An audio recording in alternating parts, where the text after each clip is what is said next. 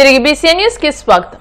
కోనసీమ జిల్లా అమలాపురం తహసీల్దార్ పరివేల Ashok Prasad collection agent గా ఉన్న డేటా ఎంట్రీ ఆపరేటర్ రాములు తూర్పుగోదావరి జిల్లా రాజమహేంద్రంలోని రాజోలు ప్రాంతానికి చెందిన గంధం దుర్గా కొండలరావు నుంచి భూమి సర్వే నిమిత్తం 50,000 రూపాయలు లంచం తీసుకుంటూ రెడ్ హ్యాండెడ్ గా పట్టుబట్టారు. లంచం సొమ్ముతో పాటు అదనంగా కార్యాలయంలో 5.85 లక్షల సొమ్మును కూడా ఏసీబీ డీఎస్పీ ఎం కిషోర్ కుమార్ స్వాధీనం చేసుకుని విచారణ చేపట్టారు. ఈ సొమ్ము కూడా భూముల సర్వే నిమిత్తం వచ్చిన కలెక్షన్ అంటూ ప్రచారం జరుగుతుంది.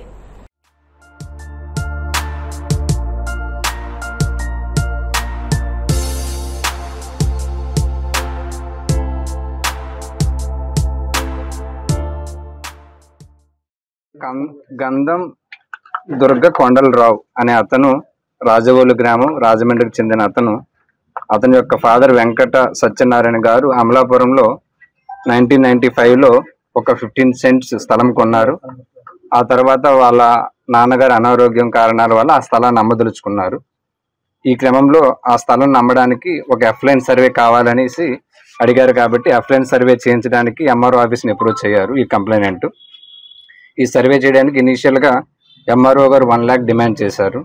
తర్వాత ఏదైతే 1 lakh కాకుండా డాటా ఎంట్రీ ఆపరేటర్ అయిన రాము ద్వారా అది 50,000కి సెటిల్ చేశారు.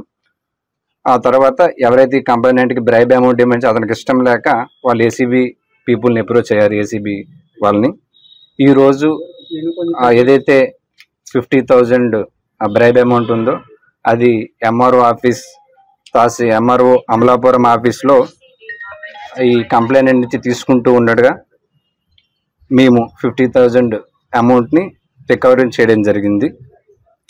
రికవరీ చేసిన తర్వాత ఎవరైతే తహసీల్దార్ ఉన్నారో అశోక్ ప్రసాద్, అదేవిధంగా డాటా ఎంట్రీ ఆపరేటర్ అయిన రామును కూడా మేము కస్టడీలోకి తీసుకున్నాం. ఈ 50,000 అమౌంట్తో పాటు అన్అకౌంటెడ్ క్యాష్ 5,88,500 కూడా మేము ఎంఆర్ఓ ఆఫీస్ నుంచి రికవరీ చేశాము. ఈ ఫర్దర్గా వీళ్ళిద్దరినీ కూడా జ్యుడిషియల్ రిమాండ్కి పంపడం జరుగుతుంది. పీపుల్ అందరికీ రిక్వెస్ట్ ఏంటంటే ఎవరైనా సరే గవర్నమెంట్ సర్వెంట్స్ మిమ్మల్ని బ్రైబ్ అమౌంట్ డిమాండ్ చేస్తే ఏసీబీ పీపుల్ని అప్రోచ్ అవ్వాల్సిందిగా మీ అందరికీ కూడా రిక్వెస్ట్ చేస్తున్నానండి.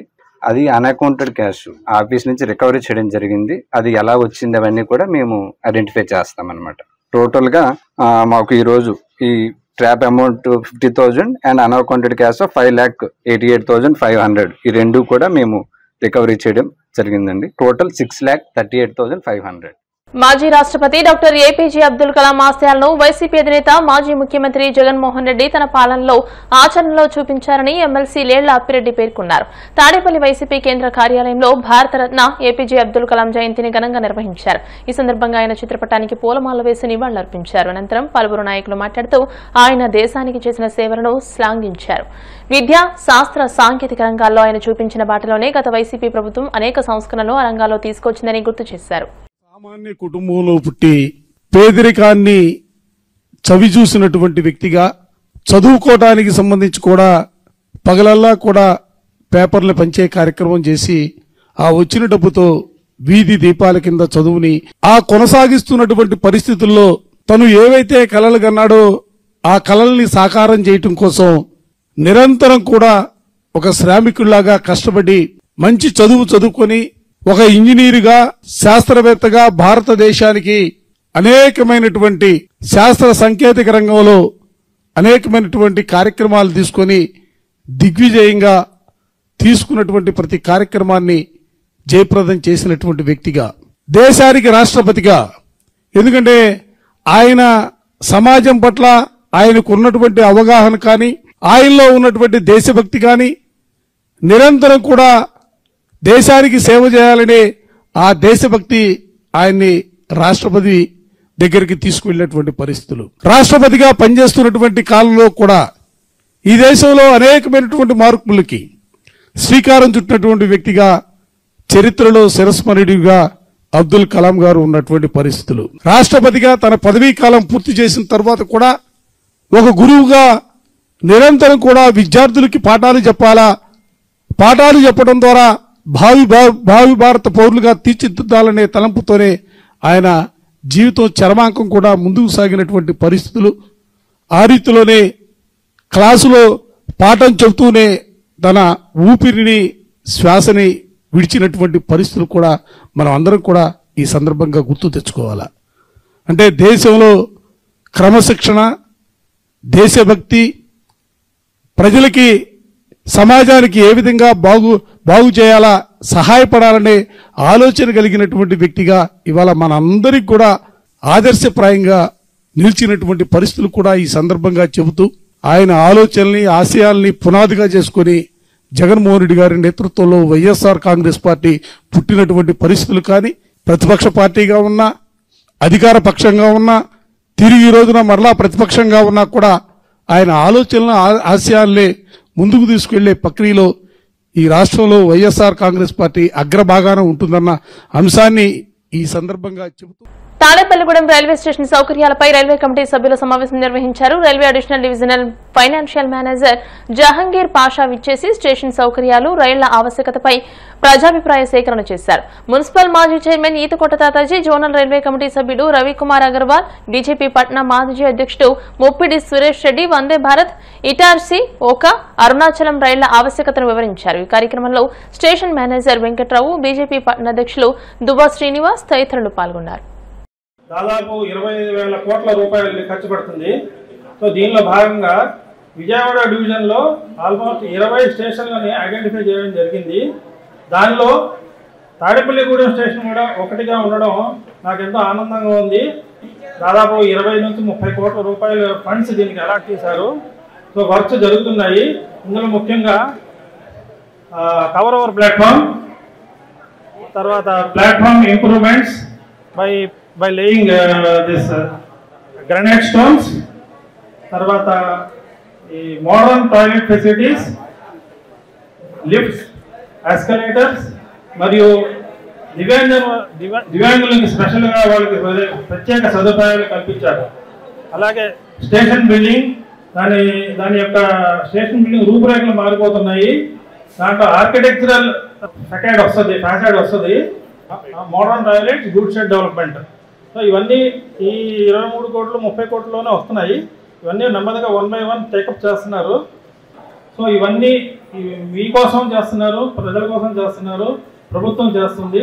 సో ఈ ఫెసిలిటీస్ ఎలాగున్నాయి, మీకు ఏంటి, మీ స్పందన ఏంటి, మీ అభిప్రాయాలు ఏంటి, ఇంకా ఏమైనా ఇంప్రూవ్మెంట్ చేయాల్సిందే తప్పకుండా చేస్తామని హామీ ఇస్తున్నాను. మరి 3వ సంవత్సరం జరుగుతుందండి మీరు అమృత పథకం వర్క్ స్టార్ట్ చేసి.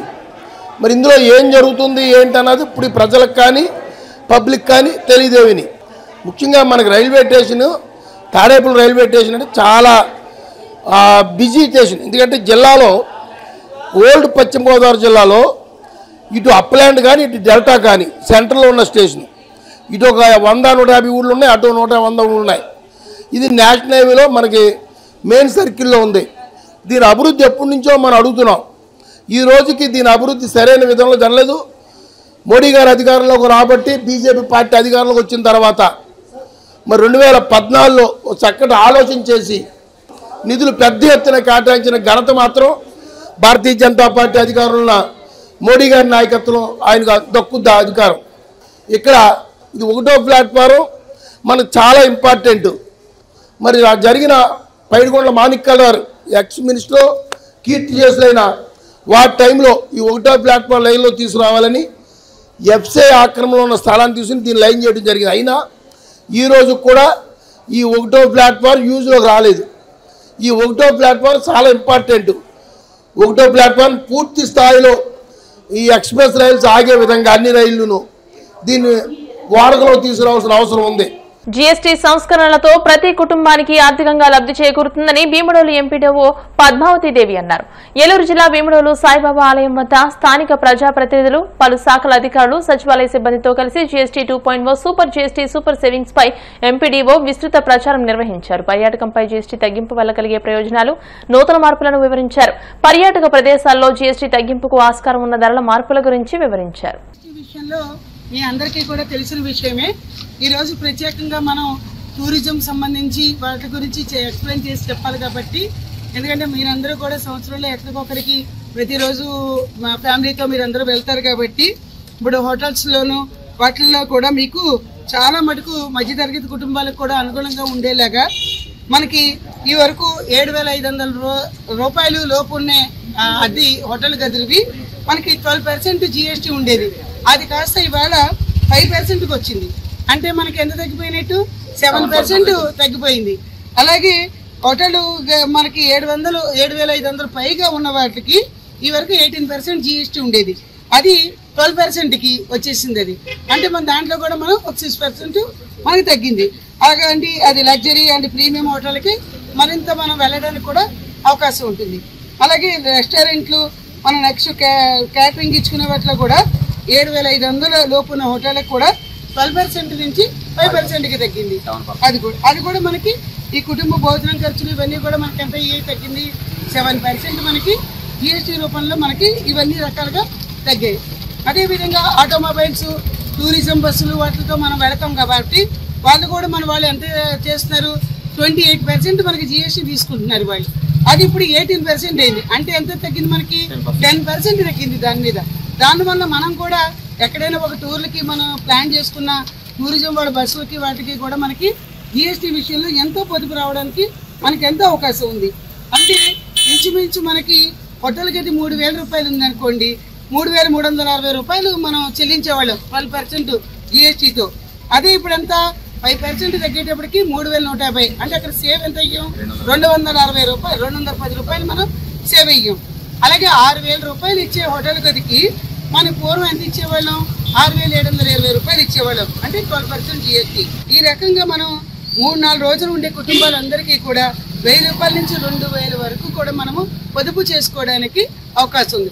అలాగే సంవత్సరంలో మీరు ఎన్నిసార్లు 3 సార్లు వెళ్ళినా 4 సార్లు వెళ్ళినా ఈ రకమైన మధ్యతరగతి వాళ్ళందరికీ కూడా ఈ టూరిజంలోనూ వాటిల్లో కూడా మనకి చాలా GST తగ్గింపులు వచ్చాయి కాబట్టి ఈ రెస్టారెంట్లోనూ అన్నింటిలోనూ కూడా ఇది అందరికీ కూడా తెలియాలని వార్తలు ముగించే ముందు ముఖ్యాంశాలు మరోసారి. మంగళగిరి క్యాంపు కార్యాలయంలో డిప్యూటీ సీఎం పవన్ తో ఏపీ పంచాయతీ సెక్రటరీస్ అసోసియేషన్ ప్రతినిధులు భేటీ, పలు కీలక అంశాలపై చర్చ. Tata Hitachi dealership showroom, machine care ఫెసిలిటీని ప్రారంభించిన మంత్రి లోకేష్, అన్ని రంగాల్లోనూ ఏపీ నెంబర్ 1 గా ఉండాలనేదే కూటమి ప్రభుత్వ లక్ష్యమని వ్యాఖ్య. నకిలీ మద్యం వ్యవహారంలో కూటమి ప్రభుత్వానికి చిత్తశుద్ది ఉంటే సిబిఐ విచారణ చేయించాల్సిందే, మాజీ ఎంపీ మార్గాని భరత్ డిమాండ్.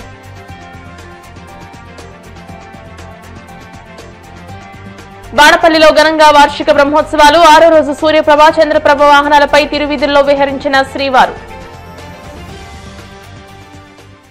ఈ వార్తలు ఇంతటితో సమాప్తం. మరిన్ని వార్తల కోసం BCN digital YouTube channel, Facebook page ని ఫాలో అవ్వండి. అప్డేట్ వార్తల కోసం ప్లీజ్ సబ్స్క్రైబ్.